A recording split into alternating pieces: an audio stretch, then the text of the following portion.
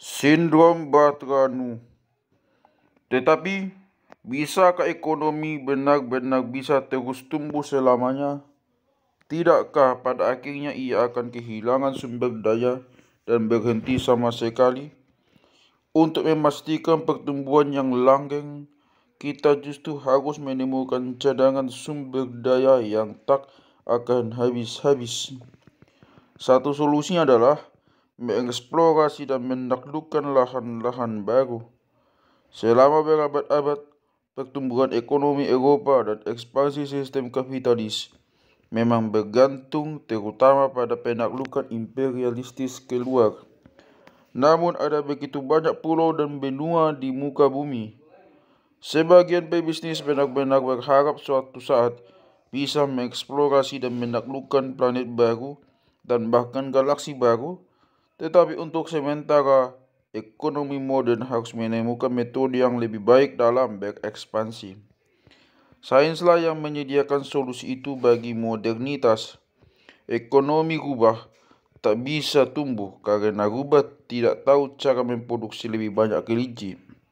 Ekonomi kelinci stagnan karena kelinci tidak bisa menjadikan rumput tumbuh lebih cepat. Namun ekonomi manusia bisa tumbuh karena manusia dapat menemukan bahan-bahan baru dan sumber-sumber energi baru. Pandangan tradisional tentang dunia sebagai kue pai berukuran tetap mengasumsikan bahwa hanya ada dua jenis sumber daya di dunia, bahan baku dan energi.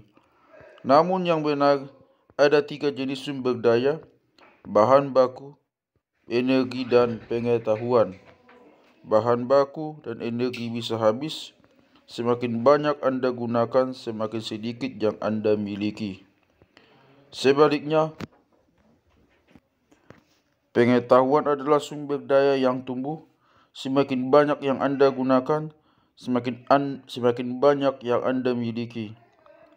Malah, bila Anda meningkatkan stok pengetahuan, ia bisa memberi Anda lebih banyak bahan baku dan energi juga.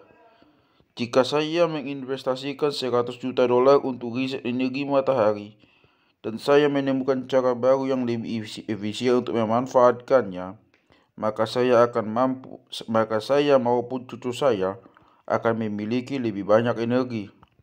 Selama ribuan tahun, jalan saintifik menuju pertumbuhan terbendung karena orang-orang percaya bahwa kitab-kitab suci dan tradisi-tradisi kuno sudah berisi semua pengetahuan penting yang bisa diberikan oleh dunia.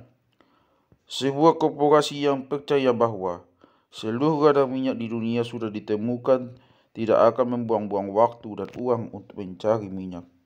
Demikian pula, sebuah budaya manusia yang percaya sudah mengetahui semua pengetahuan yang perlu diketahui tidak akan repot-repot mencari pengetahuan baru. Inilah sikap sebagian besar peradaban manusia pramodern. Namun revolusi saintifik membebaskan manusia dari keyakinan-keyakinan naif ini. Penemuan terbesar sains adalah penemuan kebodohan. Begitu manusia menyadari betapa sedikit yang mereka tahu tentang dunia, mereka tiba-tiba memiliki alasan yang sangat bagus untuk mencari pengetahuan baru yang membuka jalan bagi sains untuk maju. Dengan berlalunya generasi demi generasi, sains membantu menemukan sumber-sumber energi baru, jenis-jenis bahan baku baru, mesin yang lebih bagus, dan metode-metode produksi baru. Akibatnya, pada tahun 2016, manusia menguasai jauh lebih banyak energi dan bahan baku daripada sebelumnya dan produksi meroket. Penemuan-penemuan seperti mesin uap, mesin pembakar internal, dan komputer telah menciptakan industri-industri yang sama sekali baru dari nol. Saat kita menatap 20 tahun ke depan, kita dengan yakin berharap bisa memproduksi dan mengonsumsi jauh lebih besar pada tahun 2036 ketimbang hari ini. Kita percaya teknologi nano, rekayasa genetika, dan kecerdasan artifisial akan merevolusi produksi sebagian besar lagi dan membuka bagian-bagian yang sama sekali baru dalam super pasar kita yang terus membesar. Karena itu kita memiliki peluang yang bagus untuk mengatasi masalah kelangkaan sumber daya. Nama real dari ekonomi modern adalah runtuhnya ekologi. Baik kemajuan sains maupun pertumbuhan ekonomi terjadi dalam sebuah biosfer yang rapuh. Dan begitu keduanya mendapatkan tenaga, gelombang kejut akan mendestabilkan ekologi. Untuk bisa memberi setiap orang di dunia standar hidup yang sama makmur dengan orang Amerika, kita memerlukan beberapa planet lagi, tetapi kita hanya punya. Untuk bisa memberi setiap orang di dunia standar hidup yang sama makmurnya dengan orang Amerika, kita memerlukan beberapa planet lagi, tetapi kita hanya punya yang satu ini. Jika kemajuan dan pertumbuhan benar-benar berakhir dengan hancurnya ekosistem, harga itu harus dibayar bukan oleh kelelawar vampir, rubah dan kelinci, melainkan juga oleh sapiens. Sebuah kehancuran ekologi akan menyebabkan kehancuran ekonomi, kehancuran politik, jatuhnya standar hidup manusia, dan bisa mengancam eksistensi peradaban manusia. Kita bisa mengurangi bahaya itu dengan memperlambat laju kemajuan dan pertumbuhan. Jika tahun ini para investor berharap mendapatkan imbal hasil 6% dari portofolio mereka, dalam 10 tahun mereka bisa belajar untuk puas cukup dengan 3% imbal hasil, dalam 20 tahun hanya dengan 1%, dan dalam 30 tahun ekonomi akan berhenti tumbuh dan kita akan senang dengan apa yang sudah kita capai. Namun, kredo pertumbuhan dengan tegas menolak ide sesat semacam itu. Sebaliknya, kita harus berlari lebih cepat lagi.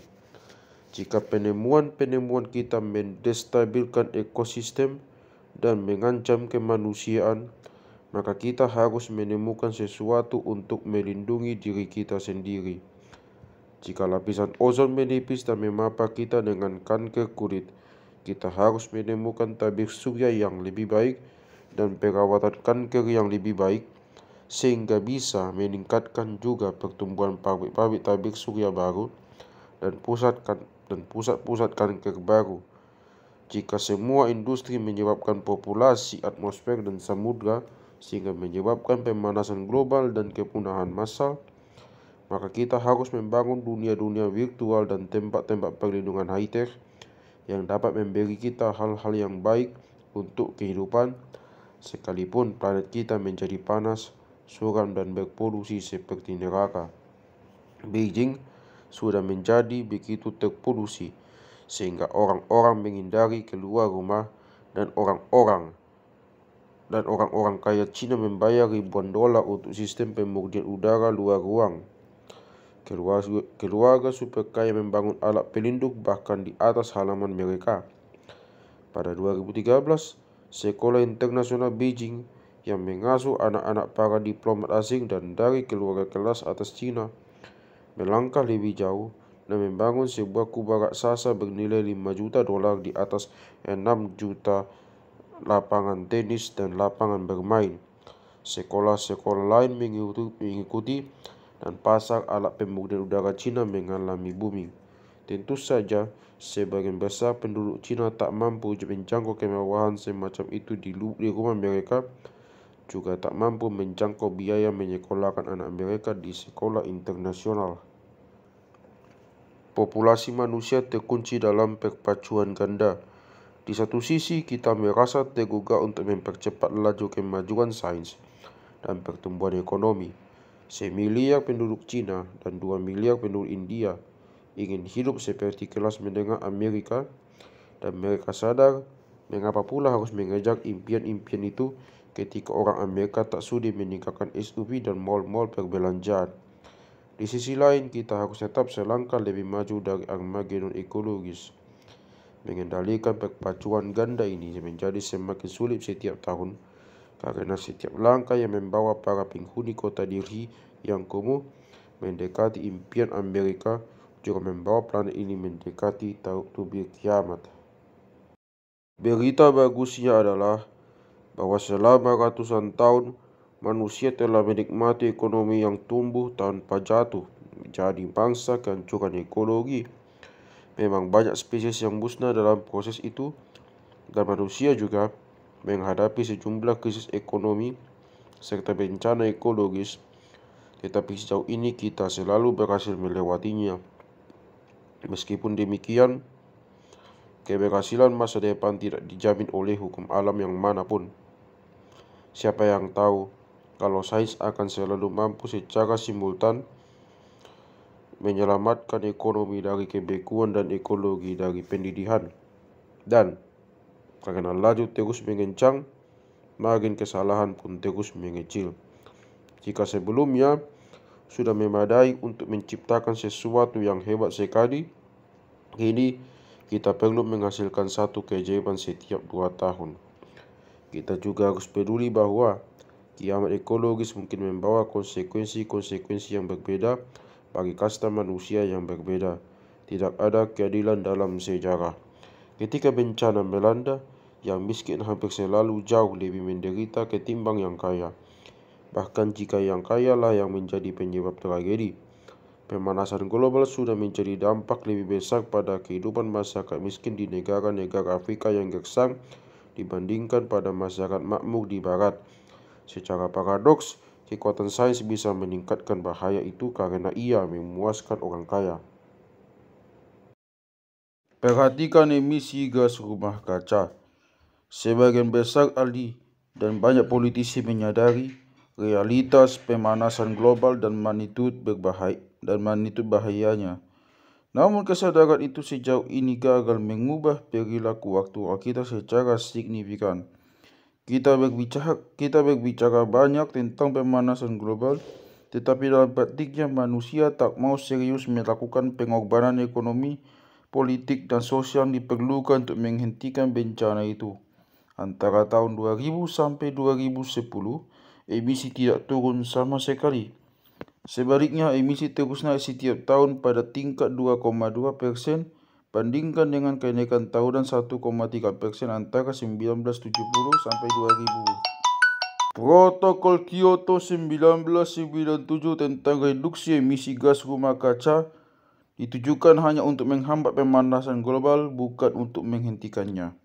Tetapi negara penghasil polusi nomor 1 di dunia, Amerika Serikat, menolak untuk meratifikasi dan tak melakukan apapun untuk mereduksi secara signifikan emisinya karena takut menghambat pertumbuhan ekonomi. Desember 2015, target yang lebih ambisius ditetapkan pada kesepakatan Paris yang menyerukan pembatasan rata-rata kenaikan suhu ke 1,5 derajat di atas level pra-industri. Namun banyak langkah menyakitkan yang diperlukan untuk mencapai tujuan ini sudah ditunda dengan rasa nyaman sampai setelah 2030 atau bahkan ke paruh kedua abad ke-21, sehingga secara efektif melimpahkan kentang panas itu kepada generasi selanjutnya. Pemerintahan yang ada sekarang bisa menuai keuntungan politis langsung dari tampil hijau, sementara harga politik yang berat dari pengaturan emisi dan pelambatan pertumbuhan diwariskan kepada pemerintahan pada masa mendatang. Meskipun demikian, pada saat penulisan buku ini, Januari 2016, masih jauh dari pasti bahwa Amerika Serikat dan negara-negara terdepan penghasil polusi lainnya akan meratifikasi kesepakatan Paris. Terlalu banyak politisi dan pemberi suara yang percaya bahwa selama ekonomi tumbuh, para ilmuwan dan insinyur selalu bisa menyelamatkan kita dari kiamat. Kalau sudah menyangkut urusan perubahan iklim, banyak percaya sejati pertumbuhan tidak hanya berharap keajaiban, mereka bahkan menganggap sebagai kepastian bahwa keajaiban akan terjadi. Seberapa rasionalkah mempertaruhkan masa depan manusia dengan asumsi bahwa para ilmuwan masa depan akan menghasilkan entah apa penemuan-penemuan untuk menyelamatkan planet. Sebagian besar presiden, menteri, dan CEO yang mengelola dunia ini adalah orang-orang yang sangat rasional. Mengapa mereka mau memilih pertaruhan semacam itu? Mungkin karena mereka tidak berpikir bahwa mereka sedang mempertaruhkan masa depan pribadi mereka sendiri.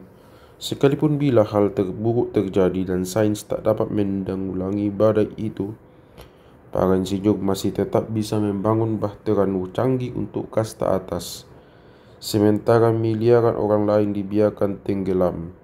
Keyakinan pada bahtera nur canggih ini merupakan salah satu ancaman terbesar bagi masa depan populasi manusia dan segenap ekosistem. Orang-orang yang percaya pada bahtera nur canggih seharusnya tidak diserahi mengelola ekologi global dengan alasan yang sama bahwa orang-orang yang percaya pada kehidupan surgawi setelah mati tak boleh diberi senjata nuklir. Dan bagaimana dengan orang miskin? Mengapa mereka tidak memprotes? Dan jika dan ketika badai itu datang, merekalah yang akan menanggung seluruh akibatnya. Namun mereka juga akan menjadi yang pertama menanggung harga stagnasi ekonomi. Dalam sebuah dunia kapitalis, hidup orang miskin hanya membaik jika ekonomi tumbuh. Karena itu, mereka tak mungkin mendukung setiap langkah untuk mengurangi ancaman ekologi masa depan yang didasarkan pada pelambatan pertumbuhan ekonomi saat ini. Melindungi lingkungan memang ide yang bagus, tetapi mereka yang tak bisa membayar sewa jauh lebih khawatir uang mereka kering ketimbang urusan melelehnya topi es kutub.